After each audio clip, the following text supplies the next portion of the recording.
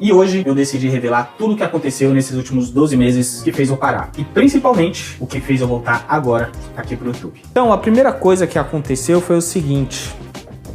No final do ano de 2022, a gente estava, né, a gente que eu digo dentro da empresa como um todo, né, eu, Vinícius, meu sócio, a gente estava prestes a vender um treinamento nosso, que é o Money Club. A gente conseguiu, né, vender tudo mais, só que a plataforma que a gente hospedou o treinamento, que não foi na Hotmart, e foi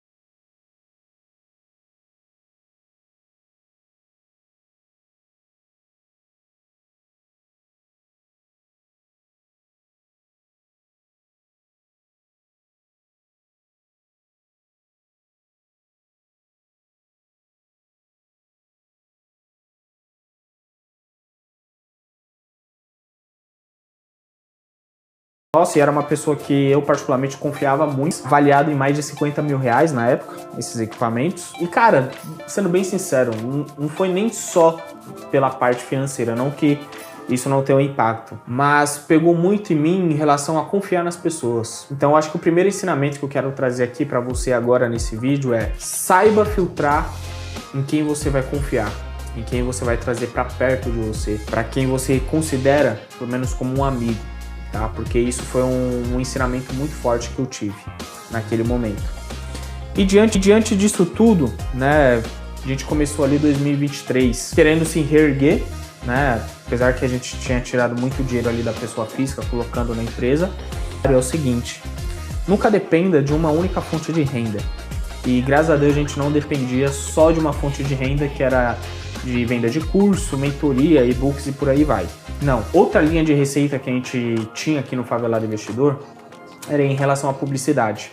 Que eu fazia, tanto no Instagram quanto aqui no YouTube, né? Se você é seguidor antigo, você sabe muito bem disso. E que eu sempre busquei trazer publicidades que eram boas não só para mim em relação à parte financeira, mas também para você como seguidor, como inscrito. Tanto que eu recusei inúmeras propostas, falando especificamente aí de aposta, independente do valor alto, né, que eles proponham ali para mim, coisa de 500, 600 mil reais mês, tá?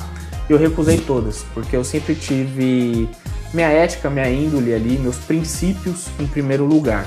Então eu sempre olhei e falei assim, eu não quero ganhar dinheiro quando eu tô prejudicando alguém. Então, voltando à questão da publicidade, a gente tinha, eu acho que 2, 3 publicidades na época, e que, vou falar uma coisa para você, em menos de 15 dias as 3 cancelaram por motivos diferentes, que não cabe eu falar aqui, mas que foi um ensinamento. A gente entrou numa crise, vamos dizer assim, não só financeira, porque graças a Deus eu tinha meu patrimônio, assim como o Vinícius também, a gente arcar com isso, mas uma parada mais de emoção e psicológica em relação às pessoas que estavam em volta da gente.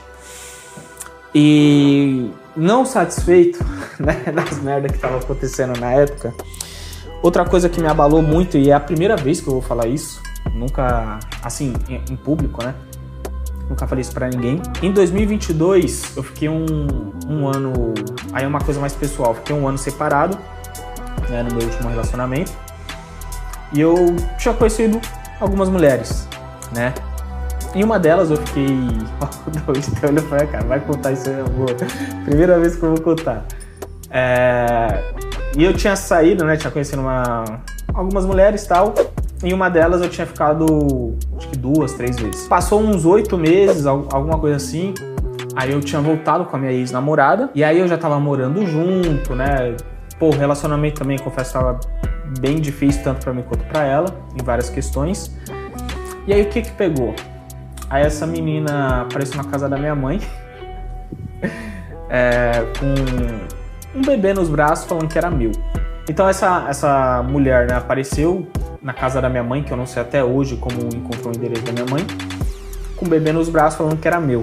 E o pior, falando que eu não queria assumir o filho. Minha mãe veio conversar comigo e tal, falei que eu não tava sabendo de nada, e eu já tinha voltado ao meu último relacionamento, morando junto. Contei pra minha ex-namorada na época e que a situação ficou um pouco pior, né, do que já tava ali o relacionamento. Então, na época eu deixei claro isso pra minha ex-namorada. Eu falei assim, ó, eu não te traí, não fiquei com ela enquanto estava com você e, né, pelo menos de uma parte honesta, a própria menina confirmou isso. Então, naquele momento eu vi assim, eu falei, olha, se realmente for meu, né, no caso a criança, não saiu como planejado, não saiu como eu sonhei, mas ainda assim eu vou fazer o meu papel, obviamente. Na época eu fiz, né, o exame de DNA e demorou 21 dias pra sair. E eu vou falar pra você, mano, eu acho que foi um dos 21 dias mais difíceis da minha vida, assim, de você ficar ansioso. E deu negativo o teste. E aí eu lembro o seguinte, né, tava minha mãe, minha ex-namorada, a menina, a mãe dela, tudo mais. Todo mundo foi abraçar ela. Eu já falei isso já, né? Todo mundo foi abraçar ela, confortando, obviamente. E eu lá, tipo, minha vida poderia mudar agora, tipo, e uma coisa que minha mãe sempre me falou, mano, filho é pro resto da sua vida, tá ligado? Não é algo que vai durar um mês, um ano, não, é pro resto da sua vida. Eu olhei assim e falei, mano, minha vida já tava virando, né, de cabeça pra baixo, do golpe que eu falei, do ex-funcionário que acabou assaltando a gente.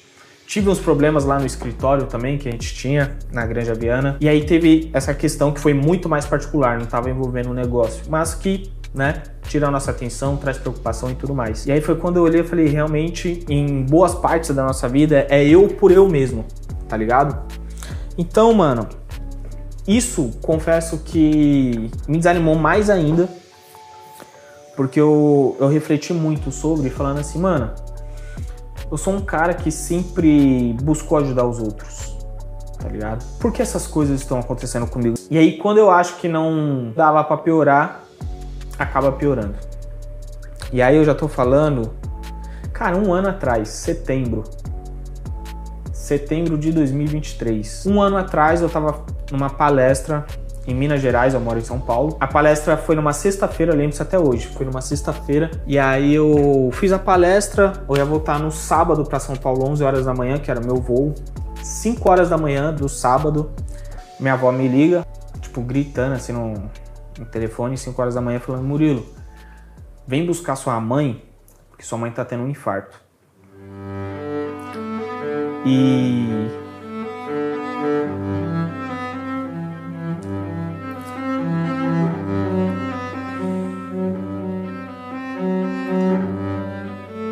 eu tava longe, tá ligado? E aí minha avó me ligou 5 horas da manhã, dizendo, né, gritando assim no telefone, filho, sua mãe tá tendo infarto e vem buscar ela. E aí eu virei e falei assim, vó, eu tô longe, eu tô em Minas Gerais, né, tava em Belo Horizonte. E só dava pra ouvir os gritos da minha mãe no fundo, mano. De desespero, tipo, ah, tá doendo o peito, vou morrer, não sei o quê. E aí eu liguei pra minha tia mora perto da minha avó, ela levou minha mãe no hospital. Minha mãe fez cateterismo e depois foi transferida pro Albert Einstein. E quem fez a cirurgia dela foi eu não lembro o nome do médico, do doutor, mas foi o mesmo que fez no Faustão. Porque eu não vou ser hipócrita, se minha mãe tivesse ido por um SUS da vida, é bem provável que minha mãe não estaria aqui hoje.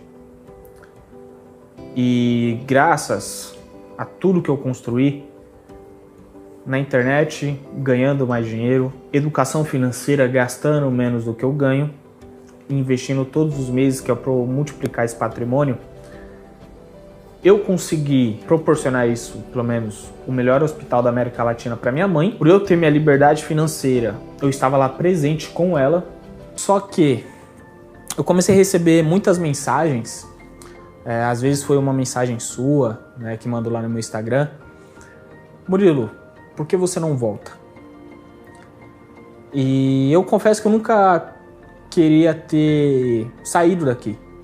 Nunca queria ter parado de ajudar cada um de vocês. Minha mensagem aqui nesse vídeo é que sim, eu estou de volta.